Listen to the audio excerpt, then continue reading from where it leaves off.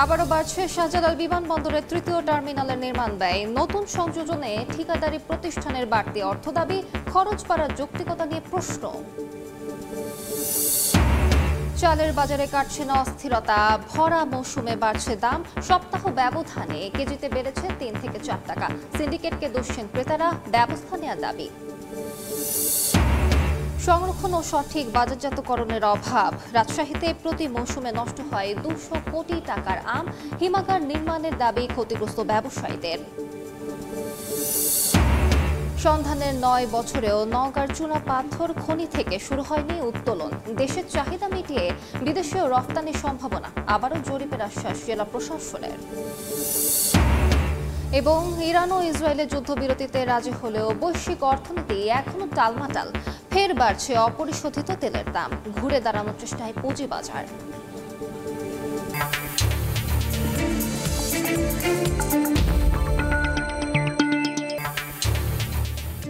দেখছিলেন শিরোনাম। আমন্ত্রণ জানাচ্ছি দেশ ও দেশের বাইরের অর্থ বাণিজ্যের নানা খবরে আমাদের নিয়মিত আয়োজন এই সময়ের বাণিজ্যে। আপনাদের সঙ্গে আছি আমি আদিশা ইসলাম। শাহজালাল বিমানবন্দরের তৃতীয় টার্মিনাল নির্মাণে ব্যয় বাড়তে পারে আরও 2000 কোটি টাকা। নান্দনিকতা ও নির্মাণ সামগ্রীর মান উন্নয়নে এই ব্যয় পরিশোধের তাগাদা দিয়েছে নির্মাণকারী ঠিকাদার প্রতিষ্ঠান। বিষয়টি স্বীকার করে মূলত ব্যয় কতটা তা পর্যালোচনা করে সমন্বয়ের কথা জানিয়েছেন সিভিল এভিয়েশন চেয়ারম্যান। তবে ব্যয় বৃদ্ধির যৌক্তিকতা নিয়েও প্রশ্ন তুলে বিশেষজ্ঞরা বলছেন গলদ খুঁজে বের করতে হবে। কাজল আব্দুল্লাহ রিপোর্ট। 2024 সালে পুরোদমে যাত্রী সেবা দেওয়ার কথা থাকলেও চালু হয়নি ঢাকা বিমানবন্দরের তৃতীয় টার্মিনাল। উল্টো কাজ শেষ করতে না পারায় নতুন করে ব্যয়ের খাতায় যোগ হতে পারে আরও 2000 কোটি টাকা। নির্মাণ কাজে আসছে কিছু পরিবর্তন। ভিভিআইপি জোন সহ কয়েকটি স্থানের সাজসজ্জা ও নতুন সংযোজনে বাড়তি অর্থ দাবি করেছে ঠিকাদারি প্রতিষ্ঠান। বিগত সরকারের সময় শুরু হওয়া এই বিশাল কর্মযজ্ঞের নানা অংশে ছিল অনিয়ম, নিম্নমানের নির্মাণ সামগ্রী। এমন 5 শতাধিক ভেরিয়েশনের জন্য অতিরিক্ত ব্যয়ের কথা জানিয়েছে সিভিল এভিয়েশন। বলা হয় কাজের পাশাপাশি দুর্নীতি খতিয়ে দেখছে দুদক। আমরা যখন এসেছি তখন একদম শেষ মুহূর্তে এসে আমরা এটাকে হ্যান্ড করেছি।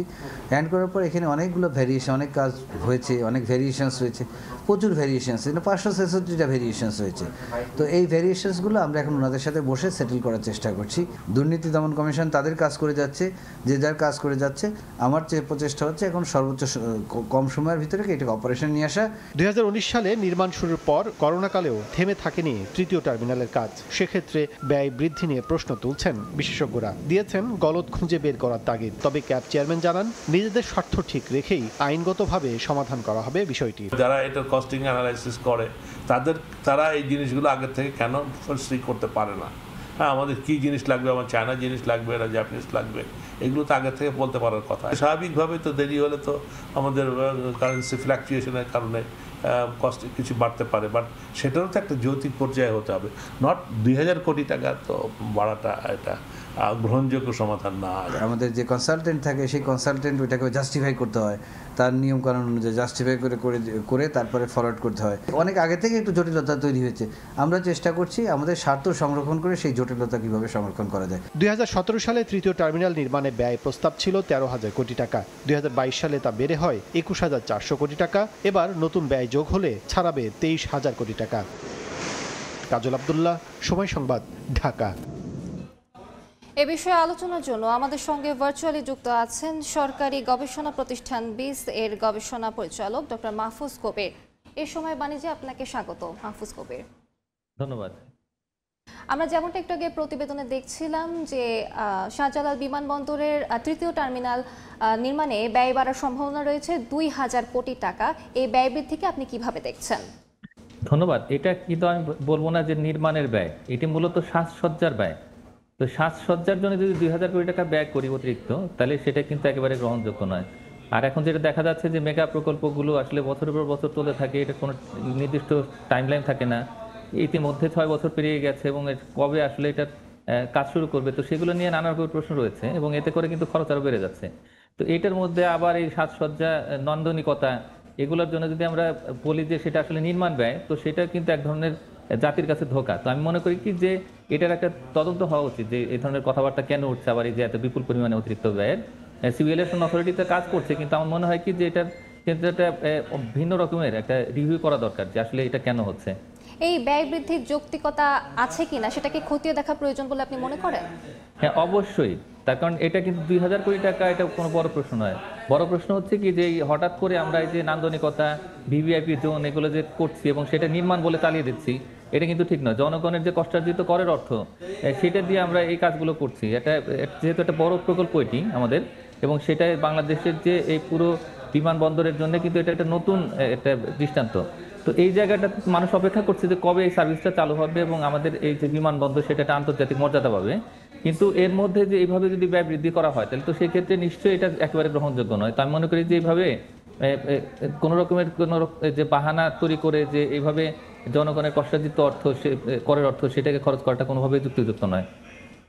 এই ব্যয় বৃদ্ধি পেলে কি ভাড়া বা ট্যাক্স বাড়ার সম্ভাবনা রয়েছে? হ্যাঁ, এটা অবশ্যই। এই টাকাটা তো আসলে জনগণের করের অর্থ থেকে আসবে। আর এটা মনে রাখতে হবে যে এটা যেহেতু জাপানের আর্থিক সহায়তা এটা হচ্ছে, তার মানে হলো যে আমাদের বৈদেশিক ঋণ তো পরিশোধ করতে হবে। আর ঠিকাদাররা যে দাবি করছেন, এখন ঠিকাদাররা অনেকেই কিন্তু দেখা গেছে যে ওই যে মূল যে ঠিকাদার, তো তাদের কাছ থেকে সাব কন্ট্রাক্ট নিয়ে কাজগুলো করছে এবং তারাই মূলত এই ধরনের ব্যয় বৃদ্ধির জন্য কাজ করে থাকে বা তারা বিভিন্ন রকমের যে আবদার সেগুলো করে থাকে। তো এখন এই টাকাটা কিন্তু পরে দেখা যাবে যে ডলারে শোধ করতে হচ্ছে। তো একদিকে আমরা ঋণ নিচ্ছি বিশ্বব্যাংক, আইএমএফ, এডিবি থেকে, আবার দেখা যাচ্ছে যে ডলারটা নিচ্ছি আমরা সেটা আবার এই ঋণ পরিশোধের জন্য খরচ করছি। তো এটা কিন্তু আসলেই খুব বেদনাদায়ক। আমি মনে করি যে একেবারে বেশি প্রয়োজনীয় না হলে এই বিষয়টা কিন্তু এড়িয়ে যাওয়া উচিত। আর এই থার্ড টার্মিনাল নিজেই কিন্তু একটা সুন্দর, মানে একটা নান্দনিক একটা স্থাপনা। তো সেটার মধ্যে আবার কিসের নান্দনিকতা তৈরি করবে, সেটা কিন্তু একটা বড় প্রশ্ন মানুষের মধ্যে। এই ধরনের বড় প্রকল্পে আন্তর্জাতিক মান নিশ্চিত করা কতটা চ্যালেঞ্জিং বলে আপনি মনে করেন? না, ইতিমধ্যেই যে প্রকল্প যেটি আছে সেটি কিন্তু আন্তর্জাতিক মান নিশ্চিত করছে। মানে এই যে টার্মিনাল, এটা আমি মনে করি যে সারা পৃথিবীর যে কোনো একটা ভালো যে এয়ারপোর্ট, তো সেখানকার যে সমস্ত টার্মিনালগুলো আছে তাদের সঙ্গে কিন্তু প্রতিযোগিতা করতে পারবে, এত সুন্দরভাবে তৈরি করা হয়েছে। তো এটা এই সময় মতো শেষ করাটাই আমি মনে করি যে একটা বড় চ্যালেঞ্জ, এবং সেটার দিকে আসলে নজর দেওয়া উচিত। এই হঠাৎ করে মাঝপথে এসে যে এটাতে আরো সৌন্দর্য বানানো হবে না, এর মধ্যে আর নতুন কি অ্যাড করবে তারা, সেগুলো কিন্তু একটা বড় প্রশ্ন।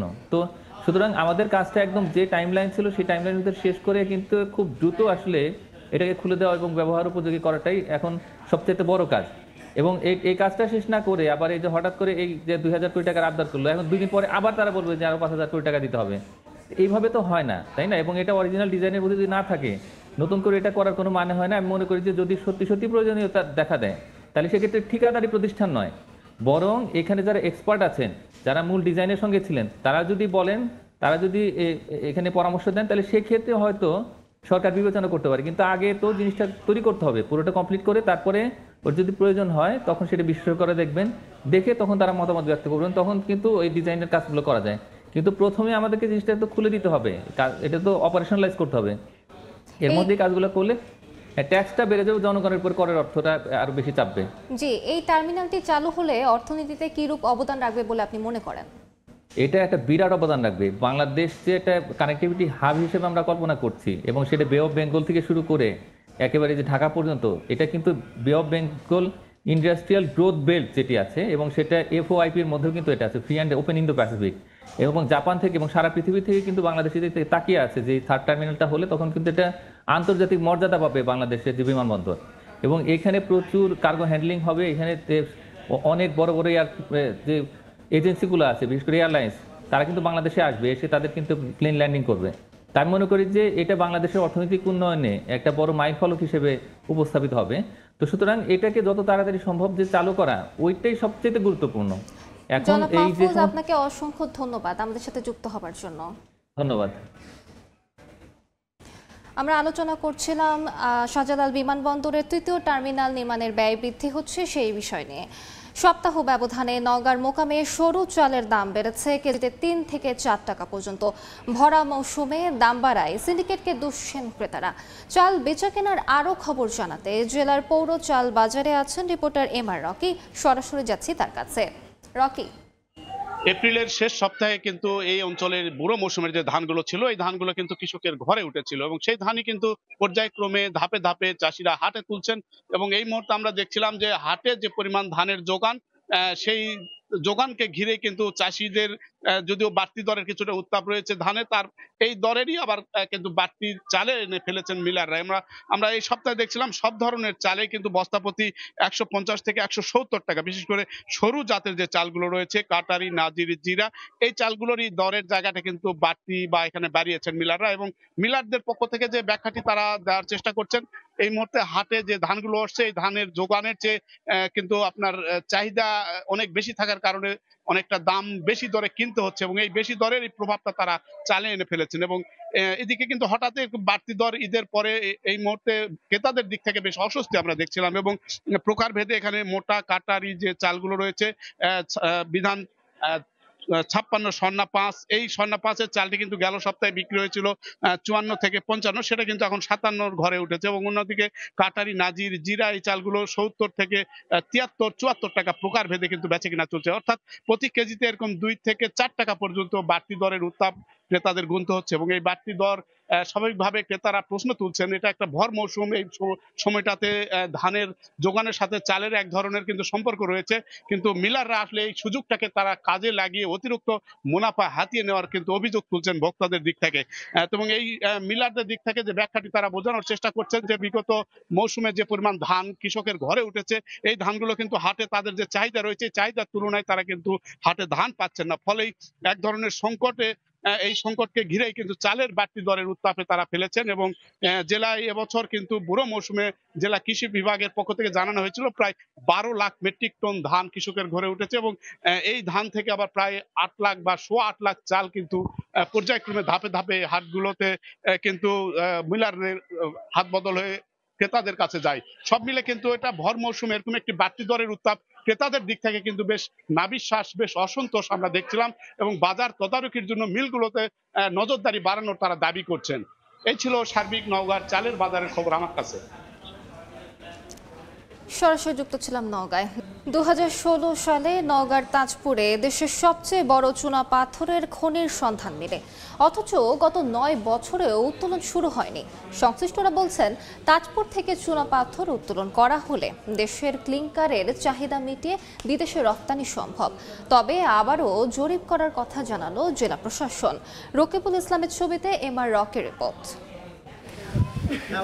নওগাঁর বদলগাছি উপজেলার তাজপুর এলাকায় 2016 সালে সন্ধান মেলে দেশের সবচেয়ে বড় চুনাপাথরের খনির। এজন্য বাংলাদেশ ভূতাত্ত্বিক জরিপ অধিদপ্তর জিএসবি মাটির নিচে 6 মাস গবেষণা করে। গবেষণায় ভূপৃষ্ঠের প্রায় 2214 ফুট নিচে পাওয়া যায় বিপুল পরিমাণ চুনাপাথরের স্তর। মূল্যবান খনির সংবাদে খুশি হন জেলাবাসী। শিগগিরই খনি থেকে চুনাপাথর উত্তোলন শুরু করে দেশের আর্থসামাজিক অবস্থার উন্নয়নের দাবি তাদের। তবে গত 9 বছরে প্রকল্পটি আলোর মুখ দেখেনি, এতে হতাশ স্থানীয়রা। এখানে খনিজ সম্পদটা উত্তোলন হোক, এলাকার যুব সমাজে কর্মসংস্থান ঘটুক। জরুরিভাবে এটা পদক্ষেপ নিয়ে এটা প্রকৃত ঘটনাগুলো উদ্ঘাটন করা এবং কোথায় এটা আটকে আছে এটা দেখা দরকার।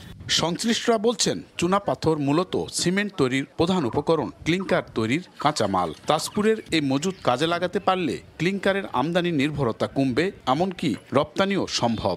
নওগাঁবাসী কিন্তু আশা করে যে নওগাঁর এই খনিজ সম্পদটি উত্তোলন হোক এবং এই চুনাপাথর বাংলাদেশ সহ দেশের অন্যান্য জায়গায় যদি আমরা বিদেশে অন্যান্য জায়গায় আমরা রপ্তানি করতে পারি তাহলে একটা লাভজনক অবস্থা বাংলাদেশ আসে। যত দ্রুত সম্ভব এটাকে উত্তোলন করে দেশের অর্থনীতিতে একটা সংযোগ তৈরি করা হবে। জিএসবি জানায় চুনাপাথরের নিচেই কয়লারও একটি বড় স্তর থাকার সম্ভাবনা রয়েছে। তবে নতুন করে আবারও জরিপ করে এ বিষয়ে ব্যবস্থা নেওয়ার আশ্বাস জেলা প্রশাসনের। আমরা আগে জানতে চাই যে এখানে সত্যিকার অর্থে কোনো কিছু আছে কিনা, যদি থাকে তখন আমরা সংশ্লিষ্ট সরকারের যে বিদ্যুৎ জ্বালানি ও খনিজ সম্পদ মন্ত্রণালয় রয়েছে তাদের দৃষ্টি আকর্ষণ করে আমরা ভবিষ্যতে এটা কিভাবে এক্সক্যাভেট করা যায় কিংবা এখান থেকে কিভাবে এটি আহরণ করার সুযোগ থাকলে সেটা কিভাবে ভায়াবল না ভিজিবল সেটা আমরা অনুসন্ধানের জন্য সরকারের দৃষ্টি আকর্ষণ। দেশে 32টি সিমেন্ট কারখানায় বছরে প্রায় 20 মিলিয়ন মেট্রিক টন ক্লিংকারের চাহিদা রয়েছে, যার 90% আমদানি নির্ভর।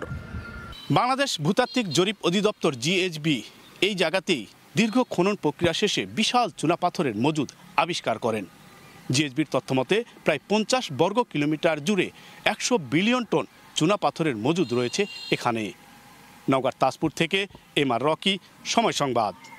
দর্শক, এবার জানাবো পুঁজিবাজারের খবর। প্রধান বাজার ঢাকা স্টক এক্সচেঞ্জ ডিএসইতে সূচকের ঊর্ধ্বমুখী প্রবণতা দিয়ে চলছে লেনদেন।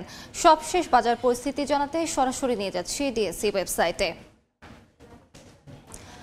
দর্শক, আমরা যেমনটি দেখতে পাচ্ছি আজ সবগুলো সূচকে কিন্তু ঊর্ধ্বমুখী প্রবণতায় রয়েছে এবং আমরা দেখতে পাচ্ছি ডিএসই এক্স ইন্ডেক্স অর্থাৎ প্রধান সূচক কিন্তু 24 পয়েন্ট বেড়ে দাঁড়িয়েছে 4742 পয়েন্টে।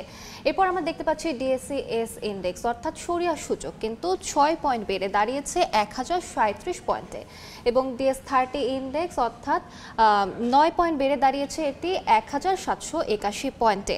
এরপর আমরা দেখতে পাচ্ছি যে আজ যতগুলো কোম্পানি লেনদেন করেছে তার মধ্যে 246টি কোম্পানির প্রতিটি শেয়ারের দাম বেড়েছে এবং যতগুলো কোম্পানি লেনদেন করেছে তার মধ্যে কমেছে 52টি কোম্পানির শেয়ারের দাম এবং অপরিবর্তিত রয়েছে 87টি কোম্পানির শেয়ারের দাম।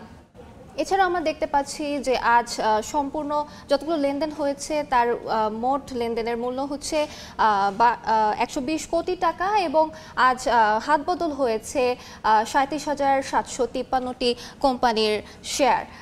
এবং আমরা যদি দেখি যে আজ শীর্ষ অবস্থানে কোন কোম্পানিগুলো রয়েছে তাহলে আমরা দেখছি যে আজ শীর্ষ অবস্থানে রয়েছে লাভেলো আইসক্রিম এবং এর প্রতিটি শেয়ার বর্তমানে বিক্রি হচ্ছে এই মুহূর্তে 106 টাকা 40 পয়সায় এবং এটি সর্বোচ্চ দাম বেড়েছিল 110 টাকা 30 পয়সা পর্যন্ত উঠেছিল এবং 106 টাকা 1 পয়সা 10 পয়সা ছিল এর সর্বনিম্ন বাজার দর এবং গতকাল কিন্তু 108 টাকা 50 পয়সা দরে এটি বিক্রি হয়েছিল।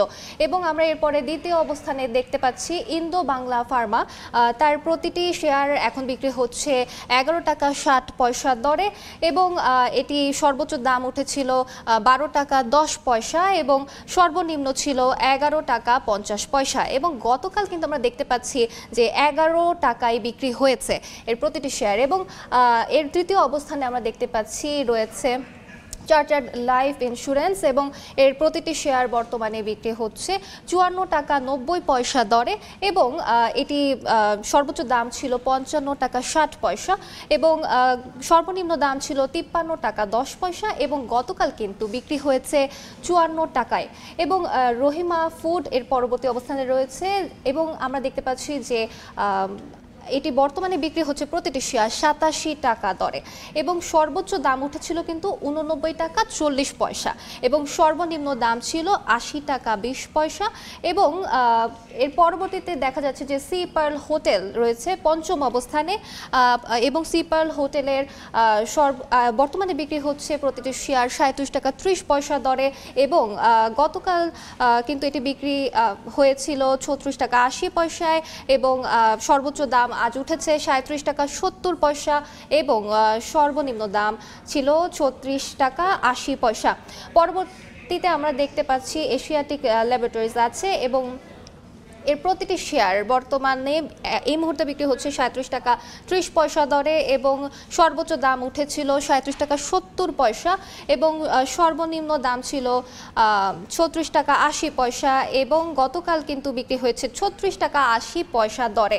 এরপরে আমরা দেখতে পাচ্ছি সপ্তম অবস্থানে রয়েছে বীজ হ্যাচারি, এর প্রতিটি শেয়ার এখন বিক্রি হচ্ছে 45 টাকা 30 পয়সা দরে এবং 45 টাকা 70 পয়সা কিন্তু সর্বোচ্চ দাম উঠেছিল এবং সর্বনিম্ন দাম ছিল 45 টাকা 20 পয়সা এবং গতকাল কিন্তু আমরা দেখতে পাচ্ছি 45 টাকা 10 পয়সা করে দাম ছিল। পরবর্তীতে রয়েছে খান ব্রাদার্স এবং এরপরে রয়েছে স্কয়ার ফার্মাসিউটিক্যালস এবং এরপর রয়েছে আনোয়ার গ্যালভারাইজিং এবং রয়েছে ব্যাট বিসি।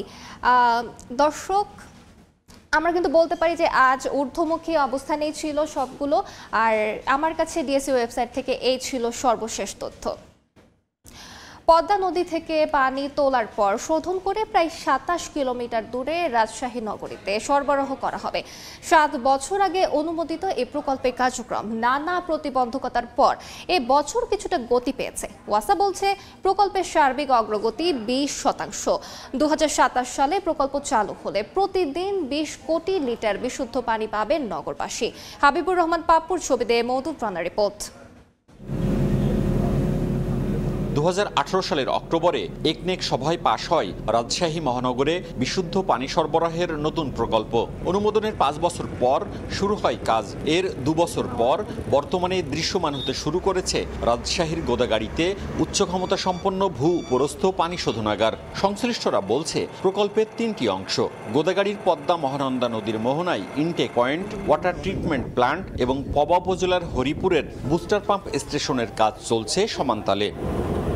ওয়াসা বলছে প্ল্যান্ট থেকে পানিনগরীর গ্রাহক পর্যায়ে পৌঁছানো হবে 26.5 কিলোমিটার প্রধান সঞ্চালন এবং 48 কিলোমিটার প্রাইমারি ও সেকেন্ডারি পাইপলাইনের মাধ্যমে। ওয়াসা এবং সড়ক ও জনপথ বিভাগের মধ্যে চুক্তির পর রাজশাহী গোদাগাড়ি সড়কের পাশে বসানো শুরু হয়েছে সঞ্চালন লাইনের পাইপ। সব মিলিয়ে প্রকল্পের সার্বিক অগ্রগতি 20%। 4 বছর মেয়াদী প্রকল্প শেষে 2027 সালে দৈনিক 20 কোটি লিটার বিশুদ্ধ পানি পাবেন নগরবাসী। স্পেশাল পাইপলাইনে এখানে আমরা যে রোডস অ্যান্ড হাইওয়ের যে রাইট অফ ওয়ে ব্যবহার করছি, এখানে অনেক আনঅথরাইজড বিল্ডিং আছে। এই বিল্ডিংগুলোকে সরানো এটা একটা চ্যালেঞ্জ। এইটা যদি আমরা কাটিয়ে উঠতে পারি, আমি আশাবাদী যে সঠিক সময়ে আমরা প্রকল্পের কাজ শেষ করতে পারবো। প্রকল্পের প্রধান উৎস পদ্মায় পানির উচ্চতা কমতে থাকা নিয়ে ওয়াসা বলছে সম্ভাব্যতা সমীক্ষা অনুযায়ী নদীর পয়েন্টে সারা বছর অন্তত 30 ফুট গভীর পানি মিলবে। এই প্রকল্পটা ফিজিবিলিটি স্টাডি তখন করা হয়েছে ইনস্টিটিউট ওয়াটার মডেলিংয়ের মাধ্যমে। আমাদের যে 50 বছরের যে ডাটা আমরা কালেক্ট করেছিলাম, সেই অনুযায়ী আমরা আশাবাদী যে এখানে আমাদের পানির প্রাপ্যতার কোনো ঘাটতি হবে না। নগর পরিকল্পনাবিদরা বলছেন জনসংখ্যার ভিত্তিতে নগরবাসী নোংরা ও দুর্গন্ধের বদলে গুণগত মানের পানি পাবেন। নদীর পানিতে আপনার ক্ষার কম আছে, সেটা যেহেতু আয়রনের একটা ব্যাপার, সেটা আয়রন কম থাকবে, এটা অবশ্যই ডেফিনেটলি ভালো হবে। প্রকল্পটির ব্যয় ধরা হয়েছে 4062 কোটি 22 লাখ টাকা। মওদুদ রানা, সময় সংবাদ, রাজশাহী।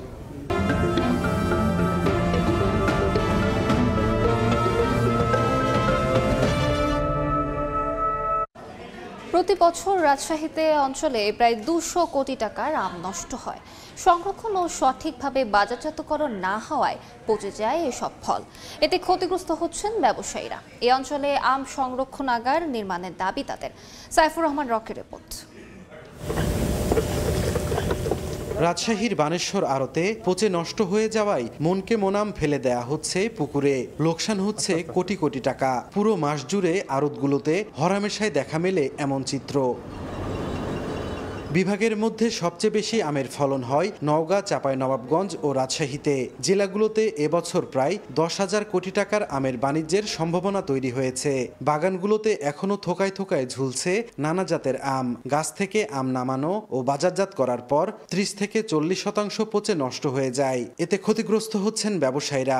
আমাদের আম প্রতিদিন ফেলে দেয়, নষ্ট আম 20 থেকে 25 মন। 400 মন মাল কিনে 100 মন ফেলাই দিতে হয়। প্রসেসিং আমজাত পণ্য এটার মাস্ট বি লাগবেই। সেক্ষেত্রে রাষ্ট্রীয় সহযোগিতা আমাদের প্রয়োজন। আলু যেমন কোলেস্টেরল আছে, আমাদের এখানে আছে, বানেশ্বরে শিবপুর আছে, এখানে সংরক্ষণ করে রাখা যায়, কিন্তু আম কিন্তু রাখার পরিবেশ নাই। আমকে সংরক্ষণের জন্য হিমাগার এবং প্যাকিং হাউস এবং এগুলো কিন্তু বাড়াতে হবে। এ অঞ্চলে আম সংরক্ষণাগার না থাকায় প্রতি বছর প্রায় 200 কোটি টাকার আম পচে নষ্ট হয়ে যায় বলে জানান ব্যবসায়ী নেতারা। সংরক্ষণের অভাবে প্রায় 200 কোটি টাকার আম প্রতি বছর নষ্ট হয়ে যায়। সরকারের কাছে জোর দাবি জানাবো যে এই আমগুলা সংরক্ষণের জন্য একটি সংরক্ষণাগারের ব্যবস্থা করা। সংশ্লিষ্টরা বলছেন আম সংরক্ষণের উপর জোর না দিয়ে প্রক্রিয়াজাত প্ল্যান্ট স্থাপন করে পাল্প থেকে আচার, জুস, আমসত্ত্ব ও চকলেট তৈরি করা হলে ব্যবসায়ীরা লাভবান হবেন। আমের আচার, জুস টুস এই ধরনের তাড়াতাড়ি যদি আমরা এই প্রক্রিয়াজাতগুলো করতে পারি, তাহলে সেখানে পোস্ট হারভেস্ট লসটা কমে আসবে। শস্য বাণিজ্যিকরণ এবং শস্য বহুমুখীকরণ একটা প্রকল্পের সম্ভাব্যতা যাচাই চলছে, যেখানে বিভিন্ন প্রক্রিয়াজাতকরণ উপরে গুরুত্ব দেওয়া হচ্ছে। তো সেই ক্ষেত্রে চাঁপাইনবাবগঞ্জ জেলার আমকে প্রক্রিয়াজাতকরণের জন্য যদি অন্তর্ভুক্ত করা যায়, তাহলে হয়তো এখানকার আমের যে বাজার মূল্য বা কৃষকের যে লাভের ব্যাপারটা, সেটা অন্তর্ভুক্ত হতে পারে। শুকানোর একটা পদ্ধতি এবং হট ওয়াটার ট্রিটমেন্টের একটা পদ্ধতি আছে। সেই পদ্ধতিগুলো যদি আমরা আমের আড়তদারদেরকে কিংবা চাষিদেরকে বোঝাইতে পারি, তাহলে আমরা দীর্ঘদিন ধরে তারা বাজারজাত করার সময় পাবে। চলতি মৌসুমে নওগাঁয় 4,30,000 মেট্রিক টন, চাঁপাইনবাবগঞ্জে 3,86,000 মেট্রিক টন এবং রাজশাহীতে 2,60,000 মেট্রিক টন আম উৎপাদনের লক্ষ্যমাত্রা নির্ধারণ করেছে কৃষি বিভাগ। সাইফুর রহমান রকি, সময় সংবাদ, রাজশাহী। দেশে প্রথমবারের মতো সম্পূর্ণ স্থানীয়ভাবে হোস্টকৃত টিয়ার 4 ক্লাউড প্ল্যাটফর্ম চালু করল রবি আজিয়াটার সহযোগী প্রতিষ্ঠান এক্সেনটেক। মঙ্গলবার ঢাকায় প্রতিষ্ঠানটির প্রধান কার্যালয়ে আয়োজিত এক সংবাদ সম্মেলনে এই তথ্য জানানো হয়। অনুষ্ঠানে ক্লাউডটির অবকাঠামো, সক্ষমতা এবং জাতীয় গুরুত্ব সম্পর্কে বিস্তারিত তুলে ধরা হয়। এ সময় এক্সেনটেকে ব্যবস্থাপনা পরিচালক ও সিইও আদিল হোসেন নোবেল বলেন, বহু বছর ধরে বাংলাদেশের এন্টারপ্রাইজগুলোকে বিদেশের হোস্টকৃত ক্লাউড প্ল্যাটফর্মের ওপর নির্ভর করতে হয়েছে। এতে ডেটার সার্বভৌমত্ব, গতি, নিয়মকানুন এবং খরচ নিয়ে নানা উদ্বেগ তৈরি হয়। এই চ্যালেঞ্জ সমাধানেই এসেছে এক্সেনটেক ক্লাউড। দেশে প্রথমবারের মতো আনুষ্ঠানিকভাবে যাত্রা শুরু করলো গুগলের ডিজিটাল সেবা গুগল পে। মঙ্গলবার ঢাকার একটি হোটেলে আয়োজিত অনুষ্ঠানে এটি উদ্বোধন করেন বাংলাদেশ ব্যাংকের governor doctor Ahsan H Mansur. Google, Mastercard ও ভিসার সহযোগিতায় সিটি ব্যাংক এই ডিজিটাল সেবা চালু করেছে। এখন থেকে সিটি ব্যাংকের গ্রাহকরা তাদের মাস্টার বা ভিসা কার্ডটি গুগল ওয়ালেটে সংযুক্ত করে গুগল পে ব্যবহার করে দ্রুত, নিরাপদ এবং স্পর্শবিহীন লেনদেন সম্পন্ন করতে পারবেন। অনুষ্ঠানে অংশ নিয়ে সিটি ব্যাংকের ব্যবস্থাপনা পরিচালক ও প্রধান নির্বাহী কর্মকর্তা মাসরুর আরেফিন বলেন, এই অংশীদারিত্ব বাংলাদেশের ভবিষ্যৎমুখী ডিজিটাল পেমেন্ট ইকোসিস্টেম গঠনের প্রতি আমাদের প্রতিশ্রুতির প্রতিফলন।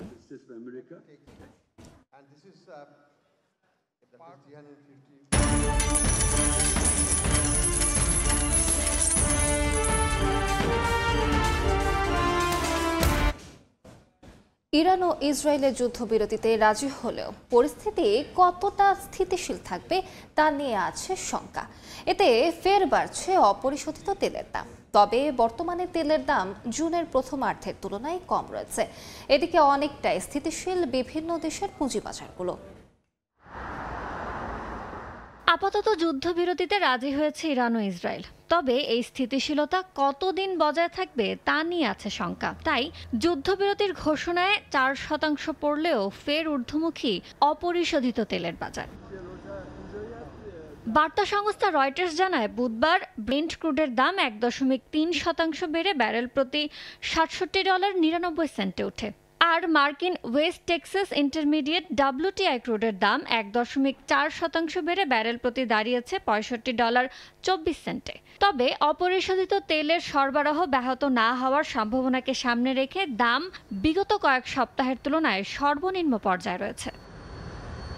তেলের বাজার চড়া থাকলেও বুধবার জাপানের নিক্কে সূচক ও অস্ট্রেলিয়ার পুঁজিবাজারের সূচকগুলো ছিল স্থিতিশীল। তবে 1% বেড়েছে তাইওয়ানের সূচক, হংকংয়ের হ্যাংসেং বেড়েছে 0.6%, আর চীনের ব্লু চিপ সূচক 0.1% কমেছে। এদিকে তেমন একটা পরিবর্তন হয়নি মার্কিন পুঁজিবাজারে, স্থিতিশীল MSCI সূচকও।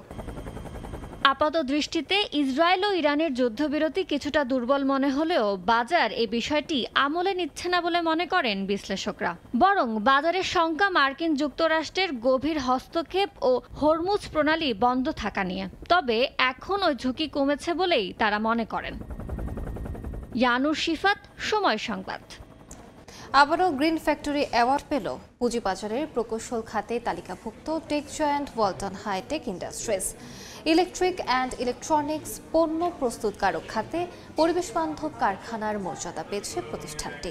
মঙ্গলবার রাজধানীর ওসমানী স্মৃতি মিলনায়তনে আয়োজিত অনুষ্ঠানে শ্রম ও কর্মসংস্থান মন্ত্রণালয়ের উপদেষ্টা এম শাখাওয়াত হোসেনের কাছ থেকে গ্রিন ফ্যাক্টরি অ্যাওয়ার্ড 2025-এর ক্রেস্ট ও সনদ গ্রহণ করেন ওয়ালটন হাইটেক ইন্ডাস্ট্রিজের অতিরিক্ত ব্যবস্থাপনা পরিচালক মোহাম্মদ ইউসুফ আলী। এই নিয়ে 2বার গ্রিন ফ্যাক্টরির স্বীকৃতি পেল ওয়ালটন। পরিবেশ বান্ধব কার্যপদ্ধতি, জ্বালানি দক্ষতা, বর্জ্য ব্যবস্থাপনা এবং কর্মপরিবেশে উৎকর্ষতার স্বীকৃতি হিসেবে স্কয়ার গ্রুপের 2 প্রতিষ্ঠান স্কয়ার ফ্যাশনস ও স্কয়ার টয়লেট্রিজ পেল গ্রিন ফ্যাক্টরি অ্যাওয়ার্ড 2025। মঙ্গলবার সকালে রাজধানীর ওসমানী স্মৃতি মিলনায়তনে শ্রম ও কর্মসংস্থান মন্ত্রণালয়ে আয়োজিত অনুষ্ঠানে বিজয়ীদের হাতে পুরস্কার তুলে দেওয়া হয়। এ সময় শ্রম ও কর্মসংস্থান উপদেষ্টা বলেন, মালিক শ্রমিকদের সম্মিলিত প্রচেষ্টার ফলেই দেশে গড়ে উঠেছে গ্রিন ফ্যাক্টরি। তাই দুপক্ষের সৌহার্দ্যপূর্ণ সম্পর্কের ফলাফল আজকের এই পুরস্কার। শ্রমিকদের দিকে বিশেষ নজর দিতে দেশের সকল শিল্প মালিকদের প্রতি আহ্বান জানান তিনি।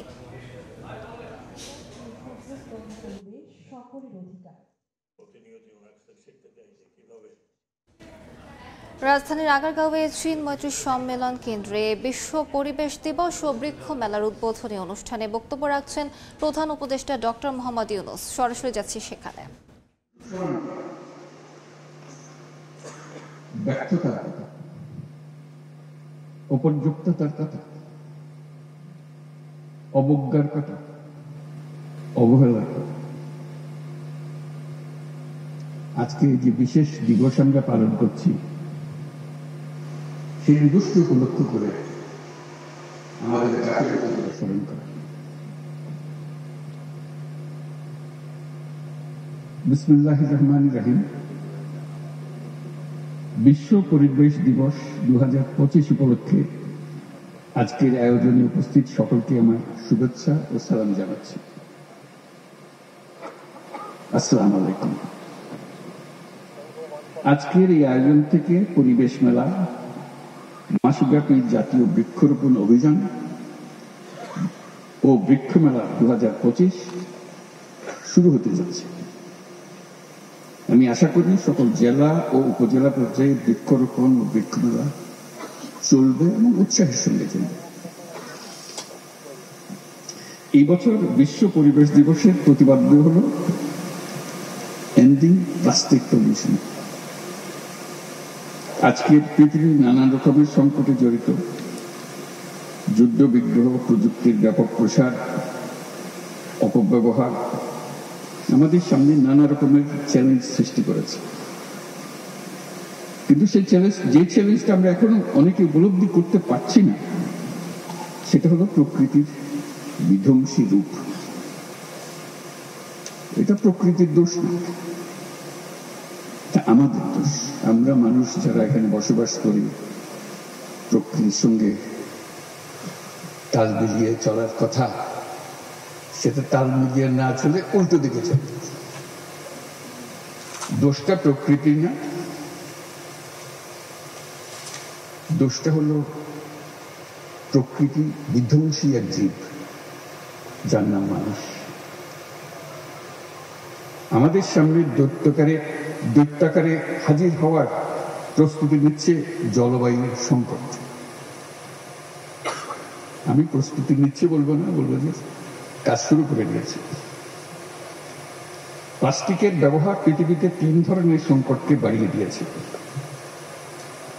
জলবায়ুগত সংকট, প্রকৃতিগত সংকট, জীববৈচিত্র্যের ক্ষতি।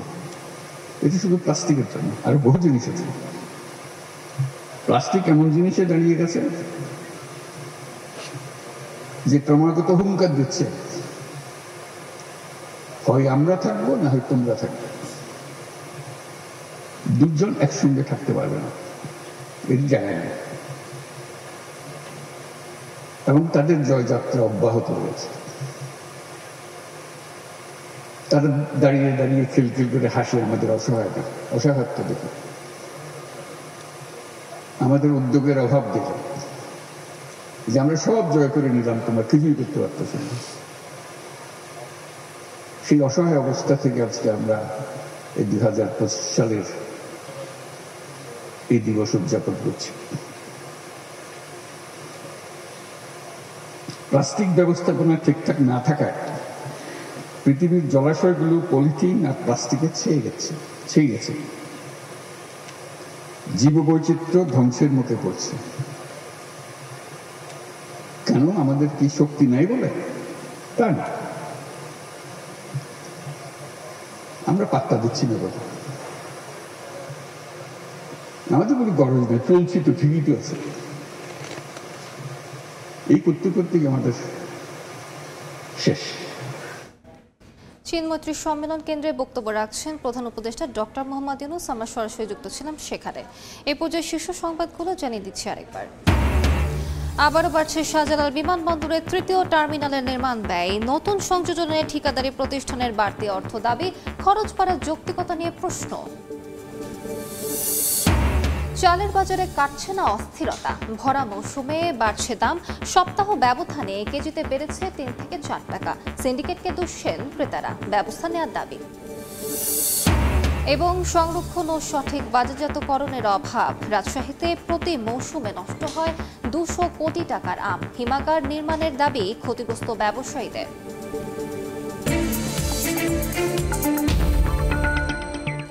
এই ছিল এই সময় বাণিজ্যে। সঙ্গে থাকুন সময়ে।